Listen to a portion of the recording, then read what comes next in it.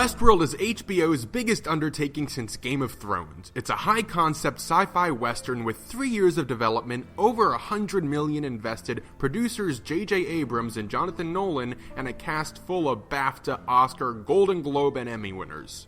If you're unfamiliar with Westworld, it was originally a 1973 film written and directed by Michael Crichton, who also authored Jurassic Park. It was about a futuristic Western role-playing theme park populated by robots who went haywire. The movie spawned a sequel and television show, but the property faded into obscurity.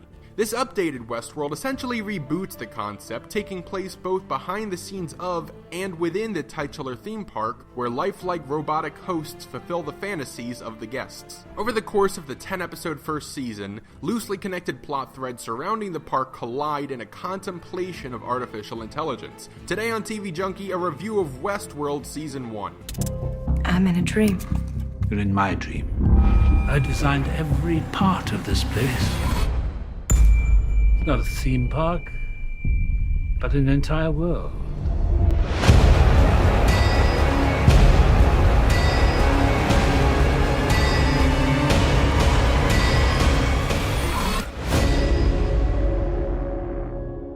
At the core of Westworld is Robert Ford, the park's philosophical and enigmatic founder, played by Anthony Hopkins. His right-hand man, Bernard, played by Jeffrey Wright, is the creator of artificial life. They work tirelessly with Westworld's crew and corporate interests to keep the park running smoothly in light of unexpected behavior from the hosts. Within the park, Ed Harris's Man in Black is looking to unlock a hidden secret of this world, while hosts Dolores, Maeve, and Teddy, respectively played by Evan Rachel Wood, Thaddean Newton, and James Marsden, are pushed to their artificial limits. Finally, William, played by Jimmy Simpson, is a first-time guest at Westworld.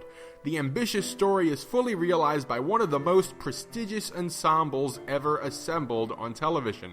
And in my opinion, of this incredible cast, Thaddean Newton is the season's MVP. She steals absolutely every scene she is in. The full scope of the plot takes time to form. The first 3 episodes are solid world building, while the following few drag as chess pieces are rearranged. It isn't until the 7th episode where the show kicks into high gear. From there on, the plot twists and turns, leading to an explosive finale that answers pretty much every question raised during the season, which is hard to find on television these days. The twists in Westworld's second half recontextualizes the show's early episodes, but it doesn't fix the dull pacing of those early episodes. Some plots, particularly the Man in Black's quest, are stretched pretty thin across the entire season and suffer as a result. Westworld is chock full of classic Western shootouts, some of which we witness multiple times from multiple perspectives, with blood to spare. For those who like their drama with a side of philosophy, you're in luck. The topic of consciousness is at Westworld's core, and Ford is never shy to lay down a lecture on the human condition. From a production standpoint, Westworld is as grade A as it gets. Even for an HBO production, it's something special. Every penny of the $100 million budget flashes on screen. Season 1 was shot on 35mm film, a luxury afforded by only the creme of the crop of television. The action is practical, the sets are lavish, and the Wild West is still beautiful. While the cinematography isn't as ambitious as, let's say, Mr. Robot, overall the production values are the best I've seen on television this year.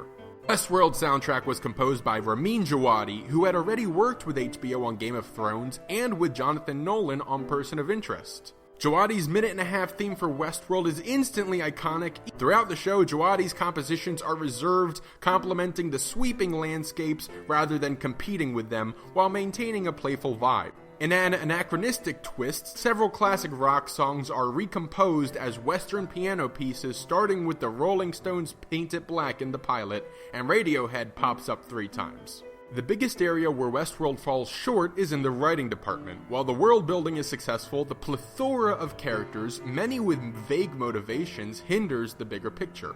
Outside of the 2 or 3 characters who actually receive depth, the cast is reduced to basic archetypes with secret pasts and hidden agendas. The show chooses to advance the plot through twists and character reveals instead of advancing and evolving the characters' individual interests, with the exception of Maeve. I can't emotionally invest in characters like Teddy, who only exists to struggle and suffer, or William, whose characterization is so generic it can be bent to suit whatever the story needs. Then there's the park's narrative director Lee, and William's friend Logan, and Bernard's assistant Elsie, all irrelevant, basic characters with little value to the bigger picture.